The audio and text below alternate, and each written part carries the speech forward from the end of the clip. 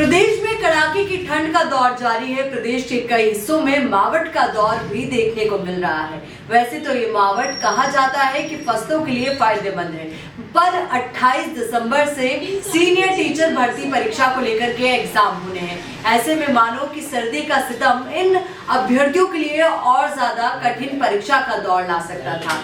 यही सभी जो भी अभ्यर्थी थे जिन्होंने एग्जाम के लिए फॉर्म फिल किया है, उन्हें भी डर सता रहा था कि इस बार वो इस कड़ाके की ठंड में एग्जाम कैसे देंगे, क्योंकि पिछले नियमों के बारे में आपको जानकारी होगी। जब भी कोई आरपीएससी का एग्जाम होता था उस दौरान की हम तस्वीरें भी देखते थे कि यदि कोई अभ्यर्थी भूलवश फुल स्लीव्स की टी शर्ट में आता था तो उसकी स्लीव्स कट कर दी जाती थी। उन्हें कहा जाता था स्पष्ट तौर पर कि आपको जूते पहनकर नहीं आना है, आपको चप्पलों में यानी कि स्लीपर्स में ही आना है। इस तरीके की कई कठोर नियम थे जिनकी पालना अनिवार्य तौर पर करवाई जाती थी। यहाँ तक कि स्टॉल्स वगैरह जो होती थी महिलाओं के पास, या कोई पुरुष अगर मफलर या कुछ ऐसा लेकर आते तो उन्हें भी बाहर रखवा दिया जाता था। और ऐसे में अभ्यर्थियों को डर जरूर सता रहा था कि कड़ाके की ठंड का दौर जारी है।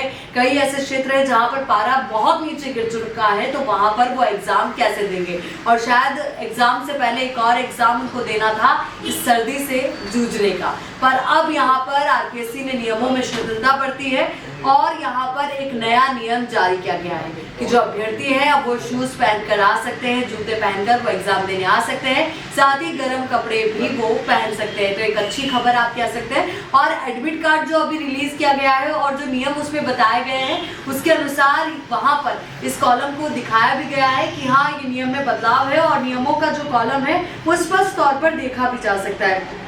8वें नंबर पर ये नियम मेंशन किया गया है, एडमिट कार्ड में दर्शाया गया है बदलाव, जिसमें लिखा है कि सर्दी के मौसम के मद्देनजर साधारण गर्म कपड़े एवं शूज पहनकर परीक्षा में बैठने हेतु अनुमत किया जाता है। इससे पहले को एग्जाम्स की कई तस्वीरें सोशल मीडिया पर तैरती हुई भी नजर आती थी कि किस तरीके से अभ्यर्थियों को ये तमाम नियम फॉलो करने के लिए कहा जाता था जब उनके पास कोई विकल्प नहीं होता था। तो उस दौरान किस तरीके से उनकी शर्ट्स की आस्तीन कट की जाती थी, वो तस्वीरें वायरल होती थी। पर हाँ, अब अभ्यर्थी निश्चिंत होकर अपने एग्जाम सेंटर पर पहुंच सकते हैं। वहां पर बिना आप फिक्र किए एग्जाम दीजिए। आप गर्म कपड़ों का प्रयोग कर सकते हैं, आप गर्म कपड़े पहनकर जा सकते हैं, शूज पहन सकते हैं। तो एक बड़ा नियमों में बदलाव। और साथ ही एक और बात का खास तौर पर आपको ध्यान रखना है, अगर आप एग्जाम देने जा रहे हैं और आपके आधार कार्ड वाली फोटो बहुत ज्यादा पुरानी हो चुकी है, तो आप कोशिश कीजिए अपने साथ वो आईडी कार्ड लेकर जाएं जिसमें आपकी रंगीन फोटो हो, यानी कि कलर फोटो उसमें होनी चाहिए और साथ ही नया कोई लेटेस्ट फोटो उसके अंदर हो। और वहां पर एग्जाम सेंटर पर आप पहुंचिए और अपनी पूरी तैयारी के साथ पहुंचिए। आप सभी को हम पूरी घटक की टीम अपनी तरफ से बेस्ट ऑफ लक विश करती है कि आप ये एग्जाम अच्छे से दें। और अब एक बार आपको डेटा भी बता देते हैं कि कब कब कौन कौन सा एग्जाम है।